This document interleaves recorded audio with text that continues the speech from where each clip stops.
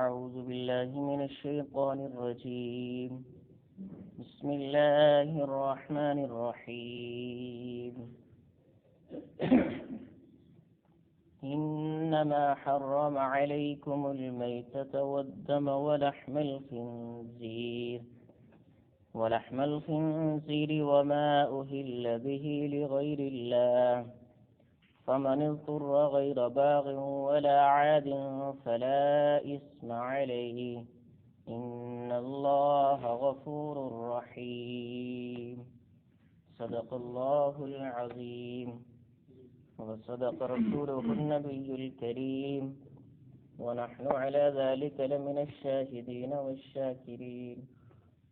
والحمد لله رب العالمين.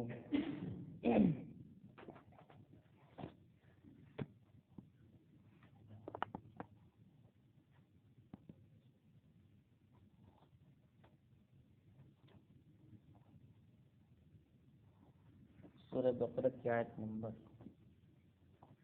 173. اللہ تعالیٰ کا ارشاد ہے انما حرم علیکم المیتۃ، بے شک تمہارے اوپر اللہ نے مردار کو حرام کیا ہے، والدم اور خون کو بھی حرام کیا، ولحم الخنزیر اور سور کے گوشت کو، وما اہل بہ لغیر اللہ اور اس جانور کو جو غیر اللہ کے نام پر ذبح کیا گیا. فمن اضطر غیر باغ ولا عاد، بس جو شخص انتہائی مجبور ہو جائے، نہ تو وہ لذت کی خاطر اور نہ ہی حد سے آگے بڑھنے والا ہو، فلا اسم علیہ، تو اس پر کوئی گناہ نہیں. ان اللہ غفور الرحیم، بے شک اللہ تعالیٰ بہت بخشنے والے ہیں اور بہت مہربان ہیں. اس آیت کے بارے میں کل میں نے کچھ عرض کیا تھا آپ لوگوں کے سامنے کہ اللہ تعالیٰ نے اس آیت میں ذکر فرمایا ہے 4-5 چیزوں کا کہ جن کو اللہ تعالیٰ نے حرام کیا ہے. جو چیز اللہ کی طرف سے حلال کردہ ہے وہ انسان کے لیے حلال ہے، اس کو انسان اپنے اوپر حرام کرے یہ بھی غلط بات ہے. اور جو چیز حرام ہے انسان کے لیے اللہ کی طرف سے، اس کو اپنے اوپر حلال کرے یہ بھی غلط بات ہے. جو اللہ نے حرام جس کو کہہ دیا وہ حرام ہے وہ حلال نہیں ہو سکتا، اور جس کو حلال کہہ دیا وہ ہمارے حرام کرنے سے حرام نہیں ہو سکتا. جو قرآن کا حلال کردہ بیان کردہ ہے حلال، وہ حلال ہی رہے گا، اور جو قرآن کے اندر جس کو حرام بیان کیا گیا ہے وہ حرام ہی رہے گا، وہ کسی طرح سے حلال نہیں ہو سکتا. تو اس آیت کے اندر بھی اللہ تعالیٰ نے ارشاد فرمایا ہے کہ مردار تمہارے اوپر حرام ہے اور خون حرام ہے. مردار کا بھی میں نے عرض کر دیا تھا کہ چاہے وہ کسی بھی طرح سے مردار ہو جائے، چاہے اپنی موت مر جائے یا کوئی انسان اس کو مار دے گولی کے ذریعے سے یا کوئی اور چیز کے ذریعے سے گلا گھونٹ کر، کسی بھی طریقے سے اس کو مار دے جانور کو، اب اس کے بعد اس کو کھا نہیں سکتے، وہ حرام ہے. اور خون تو سبھی جانتے ہیں، خون جیسا بھی ہو جس کا بھی ہو وہ حرام ہے، اس کو کھا پی بھی نہیں سکتے، اس کو استعمال بھی نہیں کر سکتے. ولحم الخنزیر، اور سور کو بھی ہر انسان جانتا ہے اس کا گوشت بھی سب سے زیادہ حرام ہے. وما اہل بہ لغیر اللہ، اور جو غیر اللہ کے نام پر ذبح کیا جائے، اللہ کے نام پر ذبح کیا گیا تو وہ حلال ہے، وہ جائز ہے. اور غیر اللہ کے نام پر ذبح کیا گیا، اللہ کے علاوہ کسی اور کے نام پر ذبح کیا گیا تو وہ حلال نہیں، وہ حرام ہے. کیونکہ سب کے رب اور سب کے معبود ایک ہی ہیں، اللہ جل جلالہ. قرآن میں بھی اللہ کے رسول صلی اللہ علیہ وسلم کو اللہ نے حکم دیا ہے اور اپنے نبی سے فرمایا ہے کہ اے نبی جی ان سے آپ کہیں قل ان صلاتی ونسکی ومحیای ومماتی للہ رب العالمین. اے نبی آپ ان سے کہیں، لوگوں سے ان کو فرمائیں کہ بے شک میرا نماز پڑھنا، ان صلاتی ونسکی اور میرا قربانی کرنا، ومحیای اور میرا زندہ رہنا زندگی گزارنا، ومماتی اور میرا دنیا سے چلے جانا، للہ رب العالمین میرا ہر کام ایک اللہ کے لیے، غیر اللہ کے لیے نہیں ہے، صرف اللہ کے لیے ہے۔ اور یہ بات تو میرے دوستو جو ہے عمل کے قبول ہونے کی نشانی ہے اور عمل کے قبول ہونے کی شرط ہے، یعنی اس شرط کے بغیر عمل قبول ہی نہیں ہوگا۔ اگر یہ شرط نہیں ہوگی، وہ شرط کیا ہے؟ وہ ہے اللہ کی رضا۔ اللہ کی رضا اگر عمل میں نہیں ہے، چاہے کتنا ہی بڑا عمل کیوں نہ ہو، وہ اگر اس میں اللہ کی رضا نہیں ہے تو وہ عمل قبول نہیں ہے۔ اور اگر چھوٹے سے چھوٹا عمل ہے لیکن اس میں اللہ کی رضا ہے تو اللہ اسے قبول کر لے۔ اور بڑے سے بڑا عمل کیا ہے لیکن غیر اللہ کے لیے کیا ہے، دکھلاوے کے لیے کیا ہے، اللہ کے علاوہ سب غیر ہے اللہ کا، کسی کو بھی خوش کرنے کے لیے کیا یا کسی کی بھی رضا کے لیے کیا تو وہ غیر اللہ میں داخل ہے، اور وہ عمل چاہے کتنا ہی بڑا کیوں نہ ہو، اللہ فرماتے ہیں مجھے اس کی کوئی ضرورت نہیں، مجھے اس کی ضرورت نہیں۔ جب تم نے میرے ساتھ کسی کو شریک کر دیا، میں تمہارے لیے کافی نہیں تھا کیا میں کمزور ہو چکا ہوں؟ کیا میرے اندر کوئی نقص آ چکا ہے؟ کیا میں تمہیں پسند نہیں ہوں؟ کیا میں کام نہیں بنا سکتا؟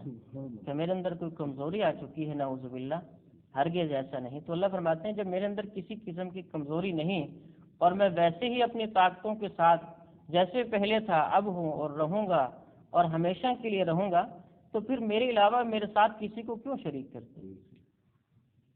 سوچے تو صحیح انسان تھوڑا سا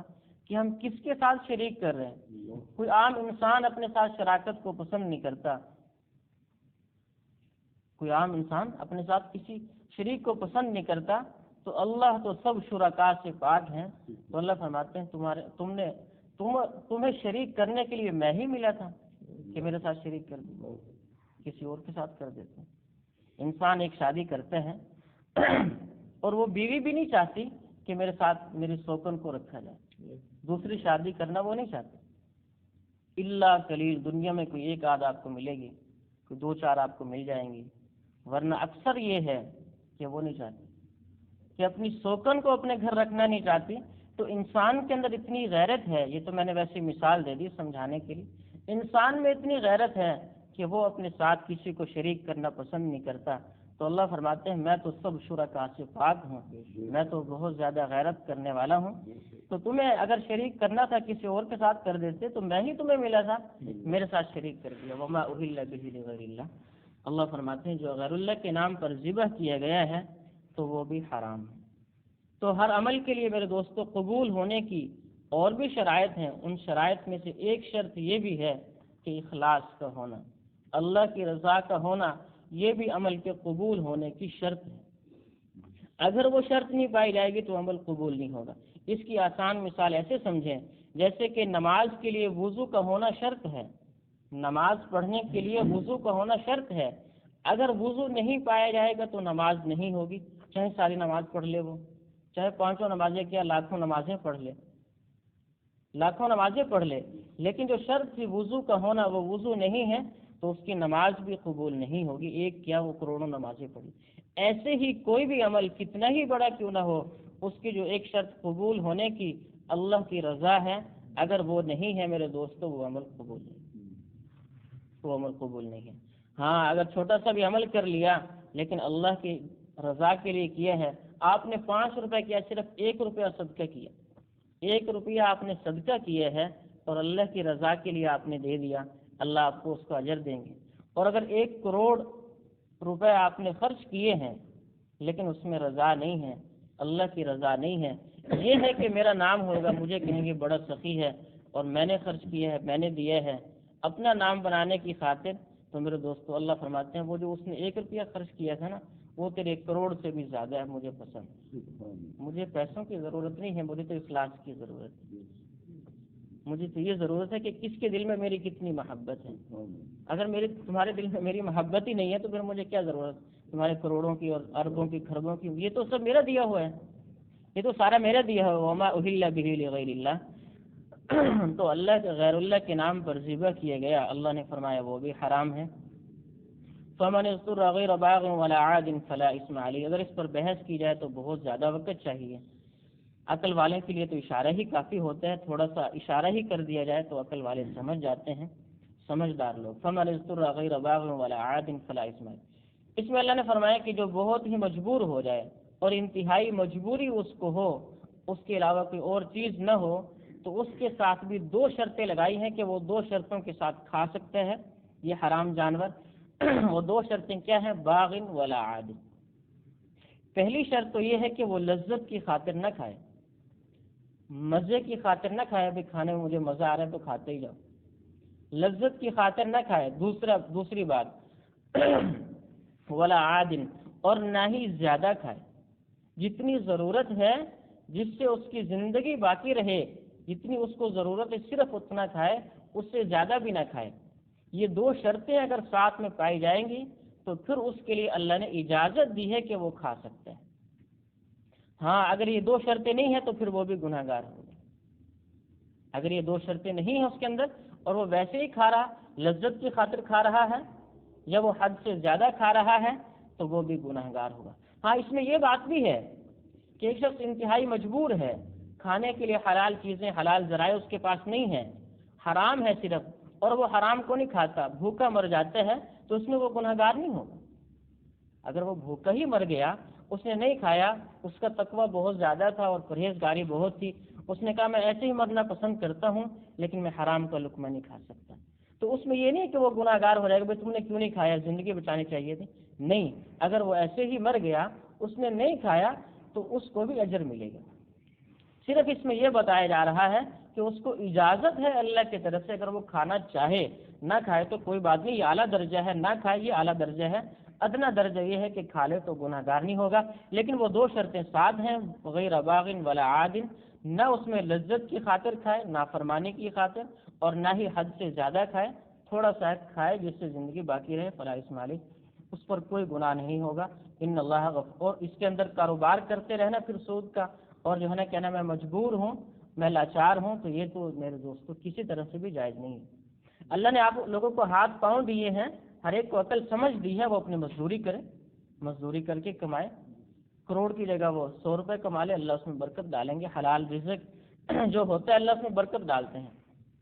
اپنے ہاتھ کی کمائی سے انسان جو کماتا ہے اللہ اس میں برکت ڈالتے ہیں۔ ان اللہ غفور الرحیم، بے شک اللہ تعالیٰ اگر وہ اتنی مجبوری میں کھا لے گا